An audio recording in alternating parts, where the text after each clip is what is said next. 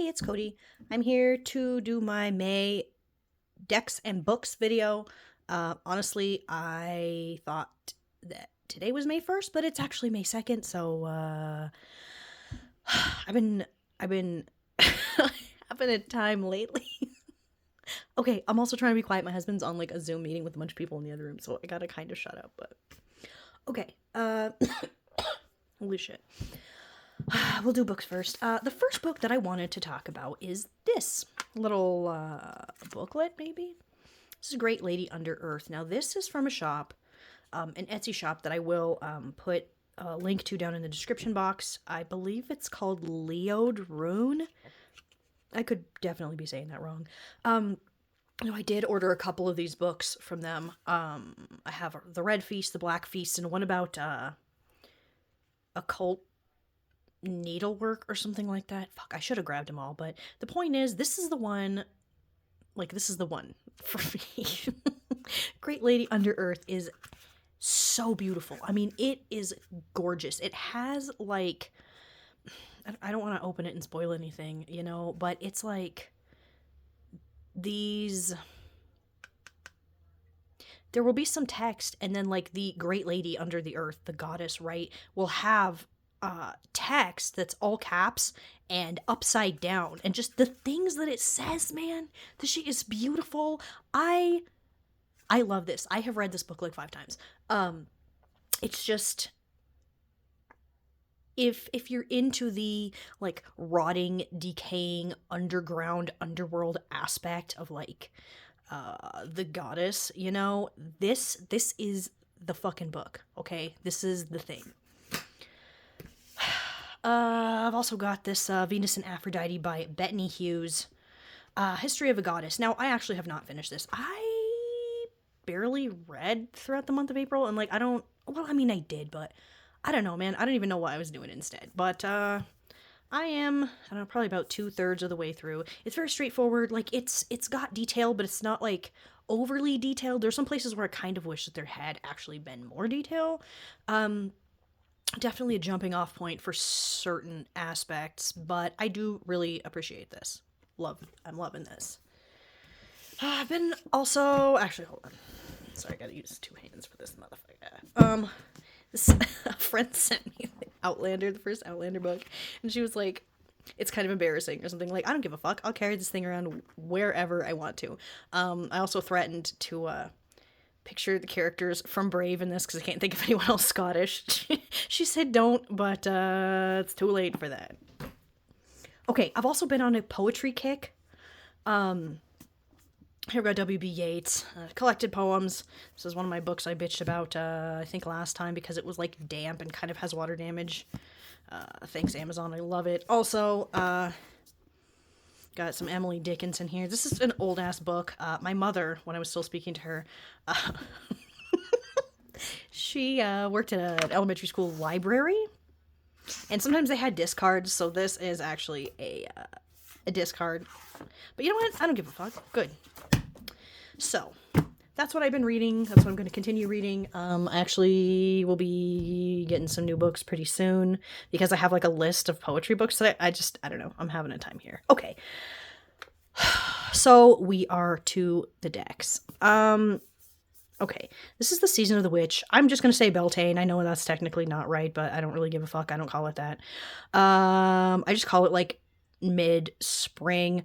I don't like celebrate the Wheel of the Year the way that like Wiccans would, or I think that a lot of like pagans or witches do, like more recently. I appreciate, the holidays falling on equinoxes and solstices, and then like another spoke of the wheel in between, right halfway in between each one. The names, they're not really, I'm not particularly Celtic inspired, or the whole like Ostara thing. Like everyone, you do you, but for me, I'm just like, oh, it's the solstice or equinox and then like mid whatever, because I don't give a fuck. Okay, so I I have mixed feelings on this deck. Also, I don't just use these decks as like one day kind of thing. Like it's kind of a seasonal thing. Now this is by Lorraine Anderson and Juliet Diaz, illustrated by, I think it's Giada Rose? I'm not sure. Okay, here's the thing. I love the artwork in these decks. And the guidebooks are fine too. My stumbling block is these poems that are on them. And there are several. Okay, there's going to be one of these for each of like the Wheel of the Year kind of things. Not all of them are out yet, but there's a Letha one. There's a Mabon, maybe? However the fuck you say that, I don't care. I only have Yule, Samhain, and the Beltane one because, like, these poems make me not want to use it. The misuse of thee and thou kills me. Like, I literally cannot look past it. Which is really sad. Like, I wish that these could just be keywords. This is fucking beautiful. Like, I've thought about trimming it, but on the back then it's not going to look like this anymore, and I'm also really bad at trimming decks. Like, I got one of those, I forgot, I tried to mention this in another video, and then, couldn't remember what the fuck it's called. The cutter thing that, like, comes down, is it like a guillotine or something? But not the one that chops rich people's heads off. The one that, like, cuts paper. I have one, but it doesn't fucking cut straight. I'm not about to have fucking diagonal ends on this, so I just leave it like this and then also, like, don't use it, so. Anyway, I give these decks a break. I didn't use the Yule or the Samhain one last year, even though I had in previous years, and it's literally because of these things. I feel like the artwork on these just captures the feeling of the season so perfectly. This one's kind of weird. But I struggle because, like, my brain will look at words before it will look at a picture. Like, I don't know if your brain is like that, but I will look at this and my brain will automatically zoom in on the fucking words. Like, I don't know why it's like that, but it is. So, I feel like a lot of people have been using this lately. These are pretty popular decks, so I guess I don't have to sit here and flip through it anymore if I have finished my bitching session on that one. Okay, I have a mess, a disaster. Now we'll look what it did. Okay. Since we are in spring, the Fae are back at it. This is, I believe, pronounced for Hoxa. Jesus Christ.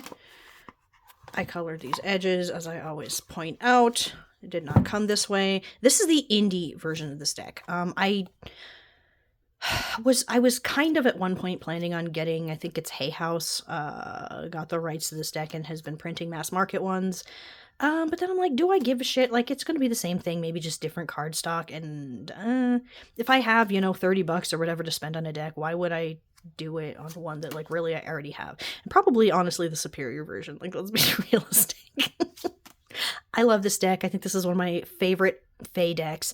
Oh, shit. I just realized I didn't grab the Brian Froud Fairies Oracle. Everyone, I think, has already seen that. Everyone agrees that it's a huge asshole and always requires attention around this time of year. The Elemental Fae in this, I love.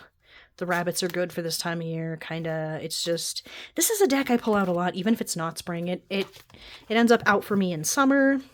It ends up out for me like late summer or early fall, kind of. Usually not winter, but I mean, I wouldn't like tell it no if it wanted to be out, Okay, what happened to this? Here I have... Fuck, I just forgot what this deck is called. Terar of the Hidden Realm. Now, this is by Julia Jeffries. Jeffrey? I don't remember. This is the same person that did, Christ. The Witch Sister Tarot. That is, absolutely stunning. This is a much older deck of hers. This one is very Fae, like, not in a cutesy way. You know what I mean? When I think of this deck, this is one of two cards that I always think of. This deck is very straightforward. It's a really easy reader for me, I think, just because I have used it so much for so long. I colored the edges. I feel like I always gotta say that because I don't ever want anyone to be like, where did you get the one that has the edges done? Like, I just did it with a marker, okay? Not anything fancy. So when I first got the Witch Sister Tarot, I was kind of worried that it was going to like replace this one in my collection, and I feel like I've seen people say that it did sort of replace that one for them in their collection, but to me they still just have really different energies, so I do still use both of them, and I'm not going to stop. This guy away. What else do I have over here? Wisdom of Pooh Tarot is still beating my ass on a daily basis. If you haven't seen any of my other stuff where I'm mentioning this deck, I am using this for inner child work. This is really the first time I have approached inner child work, and it sucks so much. I mean, maybe it depends on the childhood you had, and like the inner child that's fucking showing up for you. God damn. So yeah, this deck has been working so well, and it is vicious. I mean, this is probably one of the most vicious decks. I used to think the Brady Tarot was the absolute fucking worst for just being, like, not necessarily, it's not like intentionally cruel, but it will literally just tell you fucking anything, and you're like, what the hell? So, yeah. This is the one that does not have Tigger. The one with Tigger, there is one coming out, but that's not what this one is. Okay, I only have 2 more decks here. I guess I've kind of gone through this quick. Oh well. Alright, this is a deck I've had for a while, and I have not worked with that much, and it's just really been on it lately. This is the Tarot of the Drowning World. This is an indie deck, and it is all photos of like things floating in water. I don't know if you can tell that from that one. The card titles are in French, if you're into that. I mean, if not, it's not difficult to figure out. This is such a weird deck. I think I got this maybe last fall, and it's probably going to be a heavy hitter, I think, in the summer for some reason, just because it's got like this riot of color and just like things and stuff. Things floating in water just feels really like fertile. Like, I don't that was weird, but you know what I'm saying, right? This has that summer feeling. The majors, this is the world here, are just definitely the standout cards in this deck. And this is just majestic. Here's another one, Death. I get why the cards are so big, because they're really busy. But I will tell you, it makes it difficult, here's Judgment, to shuffle, because they're really long and thin. Like, literally, that's as many cards as I can grab. I can't like riffle shuffle it like a normal person. I end up having to do like the corners like that, you know what I mean? And it doesn't work that well. The size of it sucks, but also I understand why it's this size, so I feel like I can't complain too much. I like the borders on this deck. I think that it makes these cards are really busy, I already said. So there's so much going on. I feel like if you didn't have, that, it would just feel like it's too much. It feels contained like this.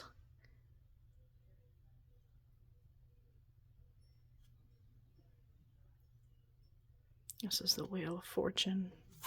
So this deck has been kicking ass lately, and when I got it, honestly, I was kind of disappointed. I'm like, the card stock was a pain in the ass, just the size of it. For me personally, I'm a small human, and I have small human hands, but I kind of tried to use it at first, and then I sat it on the shelf, like, out, because I did want to use it. This is the Star. And I kind of never reached for it. I'm like, why am I not getting this deck? But lately I have been, and I think it might just be seasonal. I understand that these are wheat stalks and these are the end of them, but I always see spaghetti when I first see this fucking card. This is just... yeah. Well, we spent a long time looking at this deck, but I'm really into this deck lately. It's indie. I don't know if it's available right now. I think it's one of those ones that kind of goes in and out of print. Like, it'll be out of print and then, I'm like sold out, and then a new print run will be ordered, kind of thing. I'll stick a link in the description box. So this one in case anybody's interested in that one. And then the last deck. Yeah, I'm still on Dante's Inferno. I feel like people honestly should not be surprised by the fact that I'm still on Dante's Inferno. This deck, it's like a bad news deck. It's fucking gloom and doom and despair. And I appreciate that. Like this feels like the counterbalance to a lot of the fluffier positive like affirmation oracle decks, because it's like that oracle deck style, but it will wreck your shit. So since I got this, it has not gone far. Like, it hasn't even gotten onto the shelf that I use for like decks that I'm kind of using ish. It actually has been sitting on the sewing machine thing that I use as a desk. Because I keep on pulling it out and using it. The guidebook's really cool. Like, I kind of want to pull it out, but it will literally tell you like not the stanza, whatever the hell it's called. And it'll have like a quote from the actual Dante's Inferno poem. And it is just so cool like that. I feel like this was really well researched in a way that a lot of oracle decks that are being shit out by mass market companies just aren't anymore. So yeah. God, I wish I was her. So those are my decks and books for the month of May. Dante's Inferno feels like a weird one to have out at this time of year, but like, I mean, is there a time of year for hell? No. All right, thanks for watching. Bye.